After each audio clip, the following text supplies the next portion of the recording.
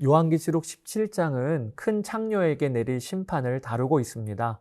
우선 그 창녀의 모습은 어떠한지 살펴보며 그 의미를 알아봅시다. 먼저는 1, 2절, 그리고 6절 말씀입니다. 큰 창녀는 큰 바다, 물 위에 앉아 세상의 왕들과 더불어 음행하였습니다. 땅에 사는 사람들은 그 여자의 음행의 포도주에 취하였습니다. 그리고 나는 그 여자가 성도들의 피와 예수의 증인들의 피에 취하여 있는 것을 보았습니다. 큰 창녀는 성도들의 피와 예수의 증인들의 피에 취하여 있었습니다. 이것은 그녀가 성도와 교회를 박해하는 세력임을 의미하는 거죠. 그녀로 인하여 수많은 순교자의 피가 흘렀습니다. 큰 창녀는 5절 그리고 18절에 이르면 그 정체가 무엇인지 더욱 구체적으로 드러납니다. 이마에는 땅의 음료들과 가증한 것들의 어미, 큰 바벨론이라는 비밀의 이름이 적혀 있었습니다. 내가 본 그 여자는 세상의 임금들을 다스리는 통치권을 가진 큰 도시를 가리킨다. 이 5절과 18절에는 구체적으로 큰 창녀의 정체가 드러나고 있는데 큰 창녀는 바로 큰 도시 바빌론이라는 것입니다. 그러니까 큰 창녀의 심판이란 큰 성 바벨론의 심판을 말하는 것입니다. 바벨론은 하나님의 백성을 괴롭히고 대적하는 세상을 대표하는 것이라 볼 수 있습니다. 그런 점에서 요한계시록이 기록될 당시 바벨론은 바로 로마 제국을 가리키는 것이지요. 실제로 초대교회는 로마를 바벨론이라고 암호화하여 불렀습니다. 로마는 하나님의 백성을 정복하고 압제한 면에서 바벨론을 닮아 있는 거죠. 큰 창녀에 이어 요한계시록 17장에는 짐승 하나가 등장하고 있습니다. 3절에 보면 큰 창녀는 색이 빨간 짐승을 타고 있습니다. 여기 짐승은 요한계시록 13장 1절에서 10절에 등장하는 바다에서 올라온 짐승, 첫 번째 짐승입니다. 이 짐승은 악의 짝퉁 삼위일체 중 성자 예수님을 모방하는 존재라고 말씀을 드렸지요. 짐승은 예수 그리스도를 대적하는 적그리스도적인 세상 권력을 말합니다. 로마로 치면 네로 황제로 대표되는 기독교를 박해한 황제들이 바로 짐승인 것이지요. 요한계시록 13장에서 짐승은 예수 그리스도를 모방하였습니다. 그래서 그의 머리 중 하나가 치명상을 입었다가 낫는 기적을 보였습니다. 이것은 죽으셨다가 부활하신 예수 그리스도를 어설프게 모방한 것이라고 말씀을 드렸지요. 그런데 오늘 17장 본문에 짐승은 또 예수 그리스도를 흉내내기를 이번에는 그분의 재림을 모방합니다. 천사가 이 짐승의 비밀을 요한에게 말해주는데 짐승은 전에는 있었지만 지금은 없으며 장차 아비소스에서 올라와서 나중에는 멸망하여 버릴 자다.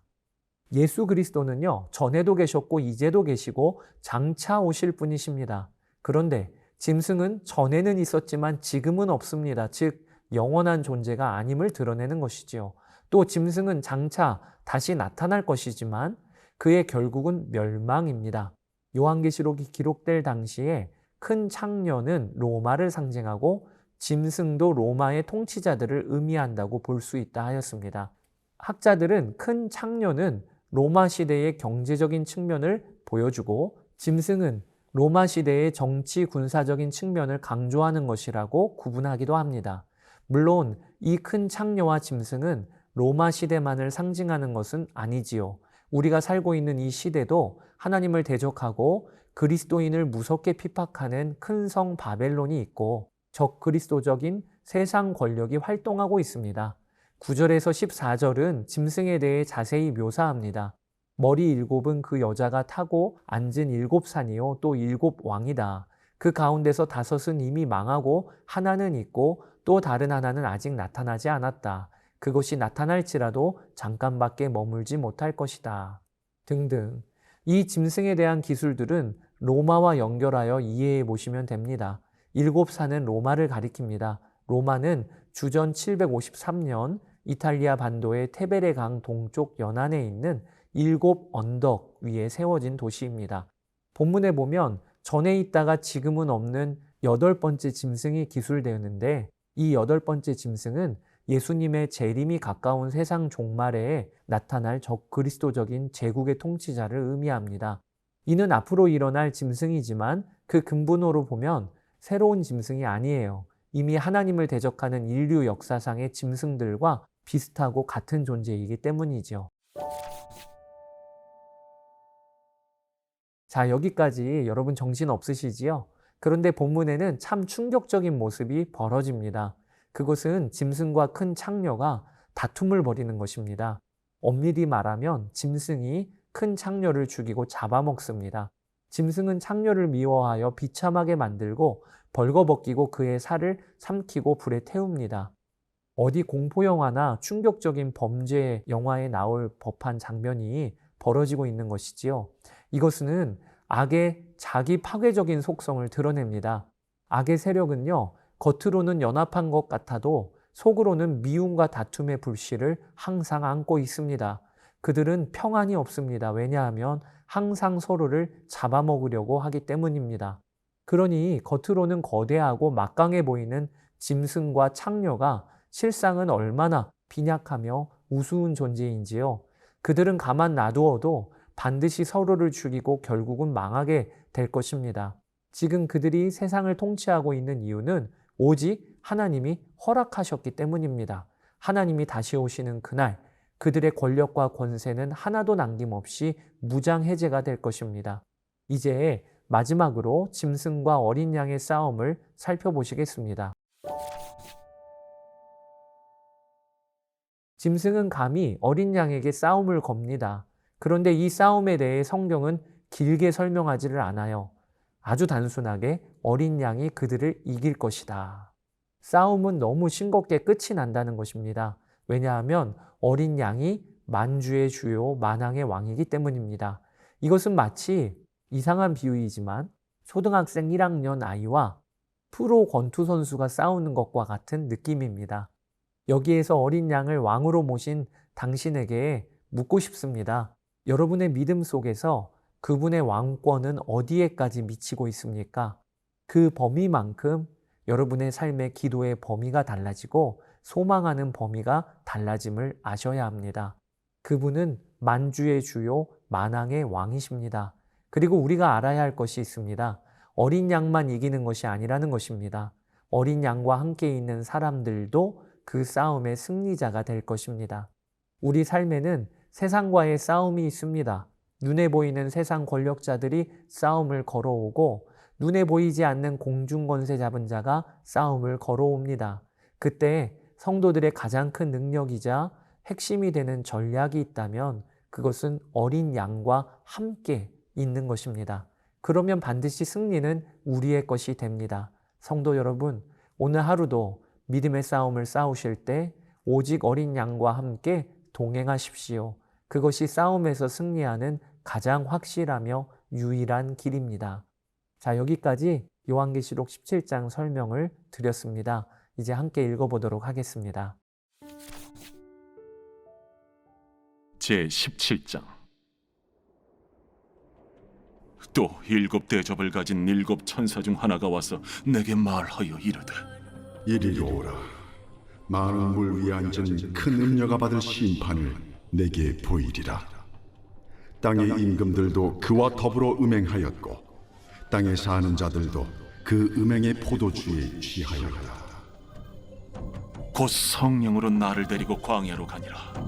내가 보니 여자가 붉은빛 짐승을 탔는데 그 짐승의 몸에 하나님을 모독하는 이름들이 가득하고 7 머리와 10 뿔이 있으며 그 여자는 자줏빛과 붉은빛 옷을 입고 금과 보석과 진주로 꾸미고 손에 금잔을 가졌는데 가증한 물건과 그의 음행에 더러운 것들이 가득하더라. 그의 이마에 이름이 기록되었으니 비밀이라, 큰 바벨론이라, 땅의 음녀들과 가증한 것들의 어미라 하였더라. 또 내가 보매 이 여자가 성도들의 피와 예수의 증인들의 피에 취한지라. 내가 그 여자를 보고 놀랍게 여기고 크게 놀랍게 여기니 천사가 이르되, 왜 놀랍게 여기느냐? 내가 여자와 그가 탄 7 머리와 10 뿔 가진 짐승의 비밀을 내게 이르리라. 네가 본 짐승은 전에 있었다가 지금은 없으나 장차 무적행으로부터 올라와 멸망으로 들어갈 자니 땅에 사는 자들로서 창세 이후로 그 이름이 생명책에 기록되지 못한 자들이 이전에 있었다가 지금은 없으나 장차 나올 짐승을 보고 놀랍게 여기리라. 지혜 있는 뜻이 여기 있으니 그 7머리는 여자가 앉은 7소이며 또 7왕이라. 5은 망하였고 하나는 있고 다른 하나는 아직 이르지 아니하였으나 이르면 반드시 잠시 동안 머무르리라. 전에 있었다가 지금 없어진 짐승은 8째 왕이니 7 중에 속한 자라. 그가 멸망으로 들어가리라. 내가 보던 10뿔은 10왕이니 아직 나라를 얻지 못하였으나 다만 짐승과 더불어 임금처럼 한동안 권세를 받으리라. 그들이 한 뜻을 가지고 자기의 능력과 권세를 짐승에게 주더라. 그들이 어린 양과 더불어 싸우려니와 어린 양은 만주의 주시요 만왕의 왕이심으로 그들을 이기실 터이요. 또 그와 함께 있는 자들 곧 부르심을 받고 택하심을 받은 진실한 자들도 이기리로다. 내가 본 바 음녀가 앉아있는 물은 백성과 무리와 열국과 방언들이니라. 내가 본 바 이 10뿔과 짐승은 음녀를 미워하여 망하게 하고 벌거벗게 하고 그의 살을 먹고 불로 아주 사르리라. 이는 하나님이 자기 뜻대로 할 마음을 그들에게 주사 한 뜻을 이루게 하시고 그들의 나라를 그 짐승에게 주게 하시되 하나님의 말씀이 응하기까지 하십니다. 또 내가 본 그 여자는 땅의 왕들을 다스리는 큰 성이라 하더라.